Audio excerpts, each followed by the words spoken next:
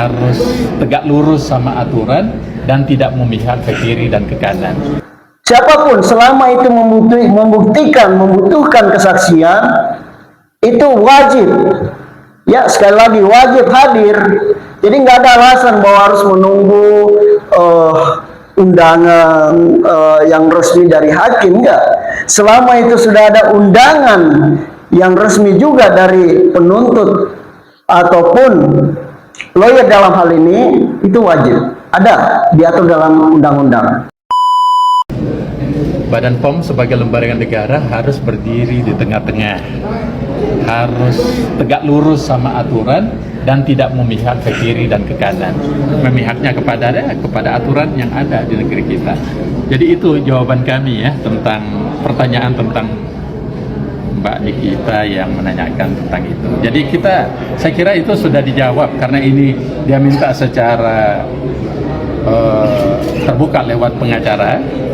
Secara formal tentu Badan POM akan memberikan jawaban secara formal juga. Berarti sudah menerima suratnya Pak dari pihak dari pengacara ya, kita sudah terima. Selamat sore Pak Ali. Ya, sore. Ya. Pak, gimana tanggapan Abang perihal kasusnya Nikita Mirzani? BPOM menyatakan tidak bisa hadir di kasus Nikita Mirzani untuk menjadi saksi ahli. Iya. Terkait dengan BPOM ya sampai menyatakan nggak bisa hadir, ya sebenarnya sah-sah saja.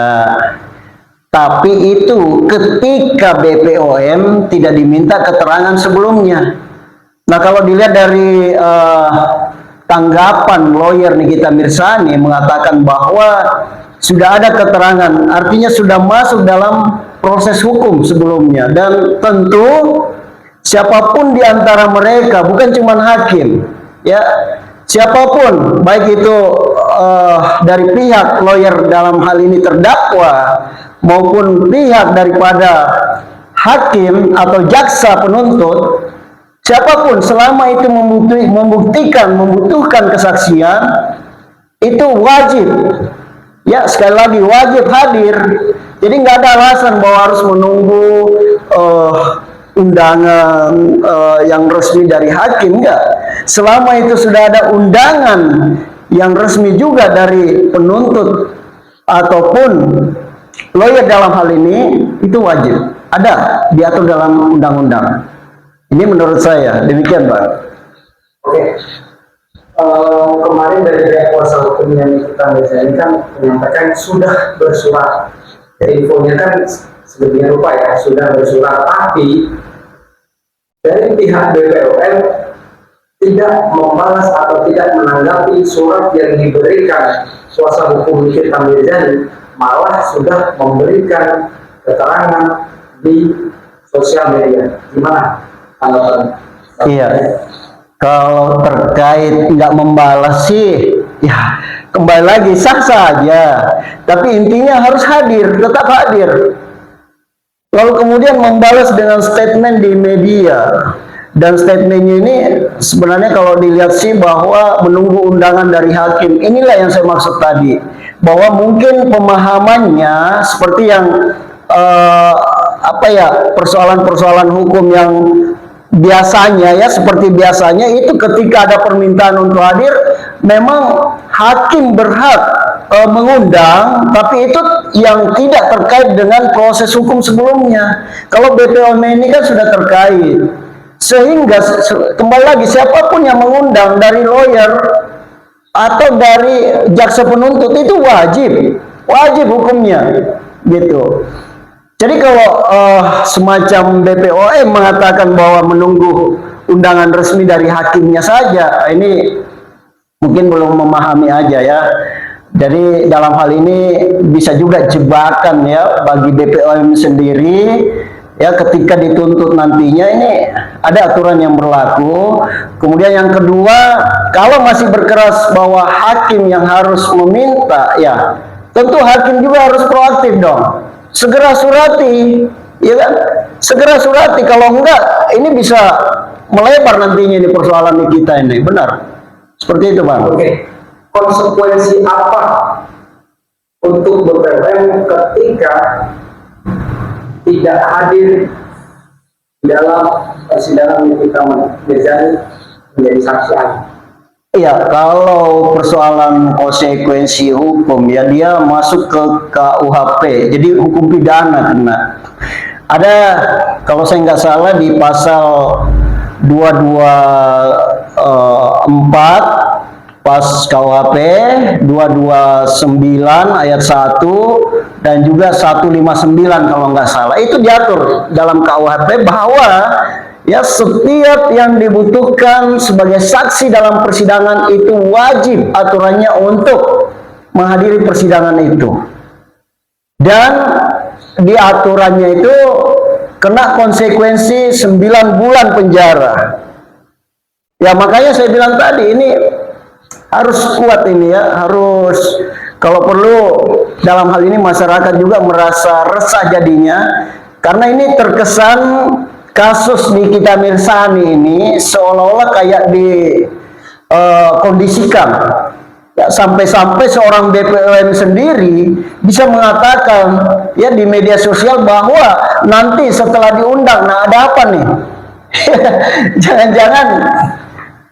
Jangan-jangan sudah komunikasi juga sama hakim ya kan. Kata jangan-jangan ini kan kalau bahasa hukumnya ada dugaan-dugaan juga. Nah inilah yang saya maksud, bahwa masyarakat di sini perlu juga, dalam artian yang pendukung Nikita Mirzani perlu juga menyampaikan aspirasi, bantu mereka ya, bantu pengacara-pengacara Nikmir juga yang sudah membuka suatu celah ya, satu persoalan yang harusnya disuarakan supaya persoalan hukum ini benar-benar berjalan secara normatif dan transparansi gitu. Oke. Kalau menurut Abang sendiri nih, saya lihat kan Abang juga beberapa PT Abang juga sudah memberi dukungan atau support, karena Abang juga pemerhati berita juga kan. Nah, untuk menanggapi kasus Nikita Mirzani ini sebenarnya menurut Abang sendiri seperti apa sih? Kita ini selain beberapa yang tidak hadir ya. Silakan.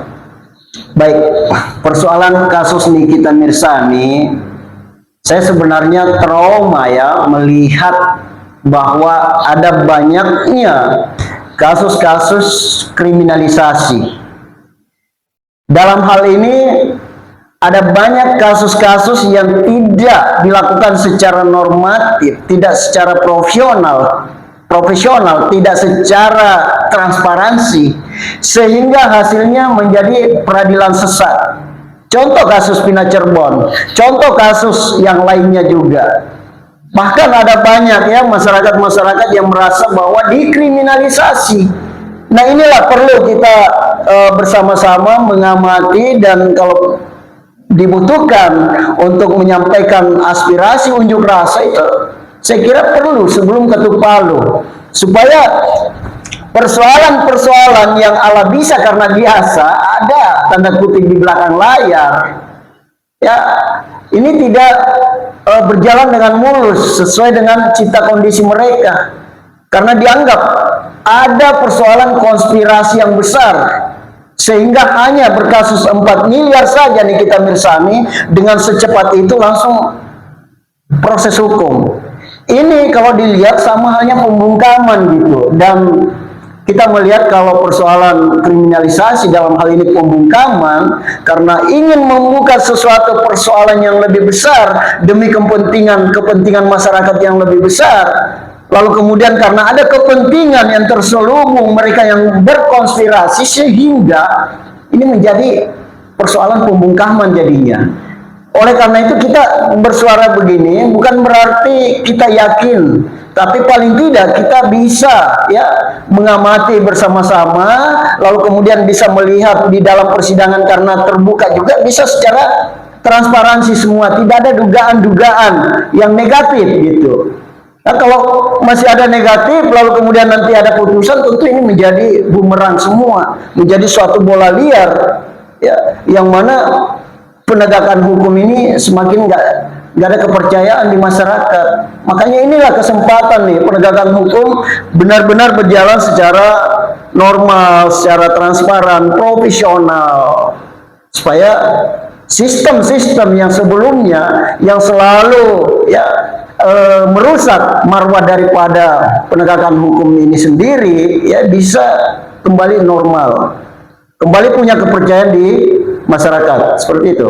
Oke, kalau menurut Bang Andi sendiri nih, ada beberapa netizen mengatakan kasusnya Nikita Mirzani ini dikondisikan. Satu itu. Kedua, ada yang bilang kasusnya Nikita Mirzani ini penyuapan atau pemerasan. Kalau menurut Bang Andi sendiri, itu seperti apa? Iya. Sebenarnya kalau persoalan pemerasan atau suap itu mungkin masuk ya, tapi ada istilahnya sebab akibat. Saya biasa melihat pernyataan dari netizen bahwa ini bukan pemerasan dengan alasan yang masuk akal, karena kalau pemerasan itu ada paksaan di situ. Ini nggak ada paksaan, bahkan ada yang memahami bahwa masa ada pemerasan yang ngasih ya senyum-senyum, yang ngasih justru yang ngasih yang minta.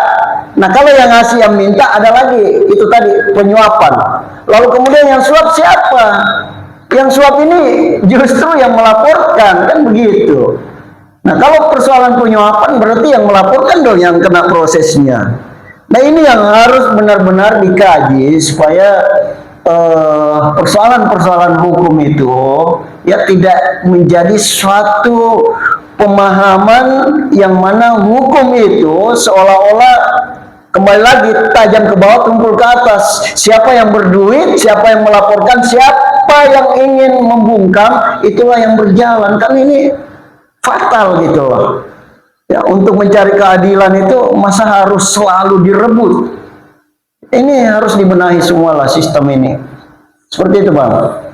Oke, untuk harapan Bang Andi sendiri ini, Ya. Bang Andi kan pemirsa ini Bang ya, berita. Jadi tanggapan apa untuk harapan Bang Andi sendiri di kasusnya Nikita Mirzani seperti apa? Ya, kalau harapan saya sih ya selaku suara, mata, telinga dan pemikiran sebagai masyarakat, harapan saya supaya hukum di Indonesia ini berjalan sesuai dengan marwahnya, ya nggak ada istilahnya tembang pilih, ya nggak ada istilahnya peradilan sesat, kriminalisasi. Ya harapan saya semoga persoalan Nikita Mirzani ini bisa menjadi pembelajaran berharga untuk semua, bisa menjadi satu sistem yang benar-benar sudah tertata. Tapi kalau masih seperti ini yang berkembang, bahkan semakin melebar, waduh ini kembali lagi sama aja gitu loh. Tapi masih ada kok, masih ada waktu untuk berbenah. Oleh karena itu kami minta hakim jangan asal-asalan menangani persoalan ini. Ya, ini persoalan marwah daripada keadilan. Kalau sudah berbicara keadilan, bukan cuma satu institusi, tapi negara. Sekali lagi kami minta hakim bekerja dengan profesional dalam persoalan ini dan semua transparansi sehingga publik tidak membaca ada bentuk daripada kriminalisasi, apalagi konspirasi yang mengakibatkan ketidakadilan yang terpelihara. Demikian Pak. Oke, untuk pertanyaan saya yang itu tadi Bang, ada beberapa netizen yang beranggapan kasus Nikita Mirzani ini dikondisikan. Kalau menurut Abang sendiri? Ya itu tadi saya bilang ada bentuk salah satu dari konspirasi. Ini kan bagian dari dikondisikan. Dikondisikannya ini kenapa? Karena ada yang dikritisi oleh di kita Mirsani, lalu kemudian ini membahayakan bagi orang-orang yang berkonspirasi mendapatkan hasil dari situ. Dengan kritikan ini bisa mereka tidak mendapatkan hasil lagi. Ini bagian dari korupsi, bagian dari koruptor, dan bagian dari yang membutuhkan RUU perampasan aset korupsi untuk segera disahkan gitu. Karena kalau RUU perampasan aset korupsi disahkan, bagian-bagian yang terselubung tadi tentunya tidak merasa bahwa ini akan bisa berkepanjangan. Tentu mereka dengan sendirinya akan bubar. Tentu tidak ada lagi produk-produk yang meragukan untuk beredar di masyarakat. Tentu BPOM tidak bermain-main dalam hal ini. Mereka punya tugas, digaji oleh negara ya, BPOM. Justru kalau mereka ada temuan-temuan seperti ini lalu kemudian membiarkan, ini pengkhianat negara jadinya. Udah digaji dari rakyat lalu kemudian tidak melaksanakan tugasnya ya. Bahkan lebih fatalnya lagi berpihak ke pihak yang menjalankan persoalan yang melawan atau menyalahi daripada aturan-aturan sesuai dengan yang seharusnya BPOM punya wewenang untuk memberhentikan persoalan-persoalan banyaknya produk-produk yang tidak legal. Demikian, Pak. Terakhir, Pak, pesan untuk para fans digital media. Kalau menurut saya untuk pesan para fans Nikita Mirzani, sekali lagi saya katakan kekompakan itu dibutuhkan. Jangan malah yang saya lihat ini malah terpecah belah gitu ya, malah melebar ke sana ke sini. Hanya siapa yang hebat berretorika itulah yang di atas lagi. Padahal belum tentu mereka yang hebat ngomongnya itu, belum tentu itu yang menjadi acuan ya. Itu yang bisa merubah segalanya, enggak. Kalau bukan dengan unjuk rasa, dengan aspirasi baik di media sosial maupun secara nyata, secara langsung, karena itu dilindungi undang-undang, maka ya percuma juga, Bang. Hanya adu ilmu saja, kemudian menjadi berbenturan sesama dan akhirnya melebar jadinya. Lalu kemudian di situ terlihat malah capek dengan urusan-urusan pribadi tadi ya, urusan-urusan yang punya kepentingan jadinya. Padahal kepentingan kita sebenarnya sama gitu loh. Untuk seluruh rakyat Indonesia demi keadilan. Itu yang harus disuarakan tuh. Jangan ada kepentingan-kepentingan yang lain. Kalaupun ada lalu kemudian ada keterkaitannya, nggak ada masalah. Contoh terkait yang saya suarakan kemarin di depan DPR tentang RUU perampasan aset korupsi, lalu kemudian saya kaitkan dengan adanya persoalan UMKM, ada korupsi juga di situ, dan saya pastikan karena saya punya bukti. Nah ini ada kaitannya. Nah sama dengan tim-tim teman-teman dari ini kita semua, ayo bersatu, bentuk tim yang solid. Jangan mudah kepancing dengan opini-opini sesaat yang sesat. Ya, seperti itu. Oke, terima kasih Bang Lee. Selamat sore. Sore.